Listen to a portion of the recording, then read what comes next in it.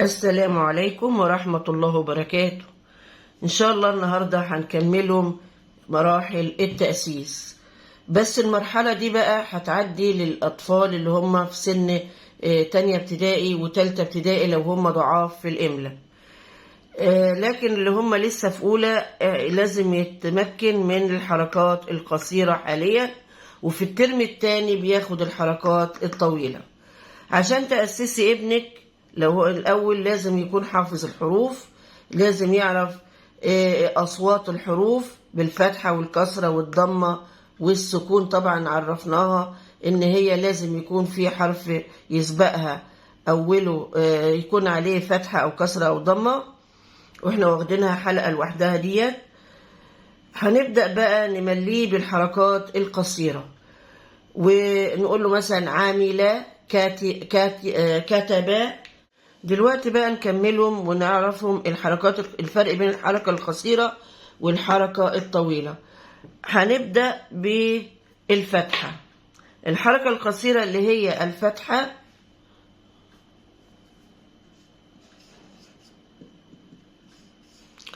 وهي بتبقى عبارة عن الحرف عليه مثلا لو باء تبقى باء اهي،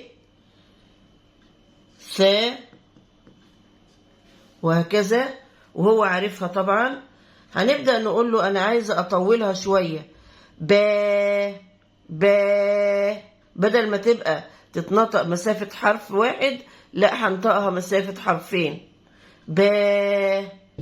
هنا الفتحة بقى هي في حدوتة كده الأطفال بقى الصغار عشان ترغبيهم. يعني الفتحة فضلت تدور على حد يسندها عشان يبقى حركتها طويلة، راحت للحروف كلها محدش رضى يساعدها، لكن الألف قال لها أنا آجي معاكي وأقف جنبك بس بشرط أنا ما اتنطقش، أنا ما يبقاليش صوت، أنا ما يبقاش عليا همزة، أنا ما يبقاليش أي حركة فوقي.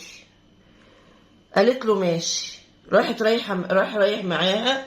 فالباء باء باء باء، شوف حركتها صغيرة اهي، باء هتبقى باء اهي.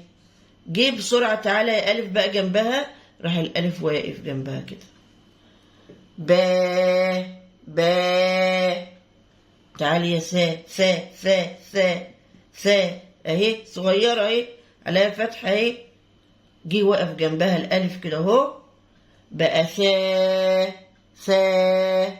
شوف الحركة بين دي ودي شكلها ايه، ديت حرف واحد بمسافة واحدة بس، با، لكن ده با ثا ثا. وبقية الحروف برضو هنقوله حا حا، طا طا. طب هنا الألف ليه صوت؟ لا ملوش صوت، الألف هنا ملوش صوت، يبقى الألف هنا وقف ليه؟ عشان يمد. دلوقتي بقى عندي حرفين، حرف صوته طالع، صوت طويل، صوت ايه؟ طويل، بنقوله عليه حركة طويلة، حركة طويلة. الفتحة جه وراها ايه عشان يسندها؟ الألف، يبقى الفتحة الحرف المفتوح بيجي وراه ألف، الحرف المفتوح بيجي وراه ألف. هل الألف ليه صوت؟ لا، الألف هنا اسمه ايه؟ حرف مد، اسمه حرف ايه؟ حرف مد. إنما ده اسمه بقى اسمه ايه؟ حرف ممدود. يبقى أنا عندي الحرف الممدود اللي عليه فتحة بيجي وراه حرف المد، دايما بيجي وراه الحرف المفتوح.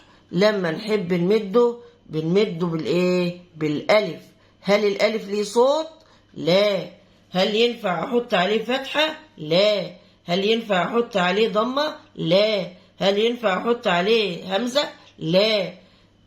يبقى الحرف المد ما بيتنطقش وليس له صوت وليس عليه حركات، لا فتحة ولا كسرة ولا ضمة. مين اللي بيجي ورا الحرف المفتوح عشان يمده؟ الألف. والحرف الحرف اللي هو بيجي اللي هو الألف نسميه ايه؟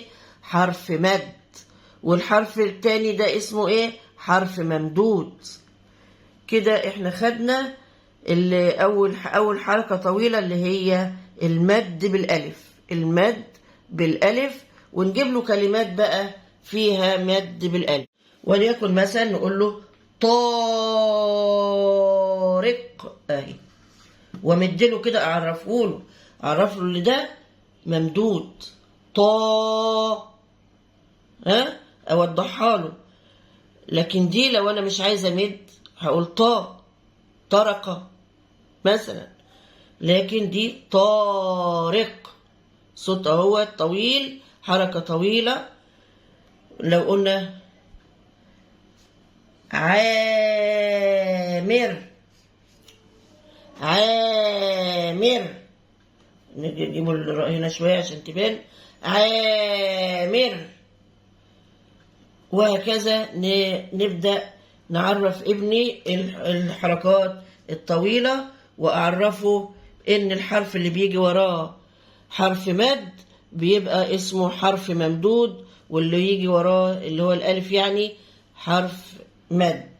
يبقى احنا أول حاجة خدناها النهاردة يعني في الحركات الطويلة هو المد بالألف.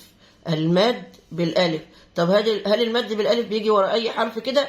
لا، بيجي ورا الحرف المفتوح، بيجي يقف جنب الحرف المفتوح. زي ما اتفقوا مع بعض، الفاتحة كانت بتقول لهم أنا عايزة حد يخلي حركتي طويلة، راح الألف قال لها أنا أقف جنبك بس بشرط ما يبقى ليش صوت وتسمى حرف مد، وانتي تبقي الحرف الممدود. اقفي على أي حرف يبقى انت الحرف الممدود وانا حرف المد.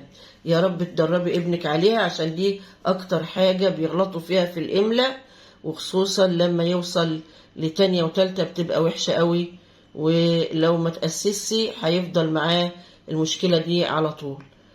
والسلام عليكم ورحمة الله وبركاته.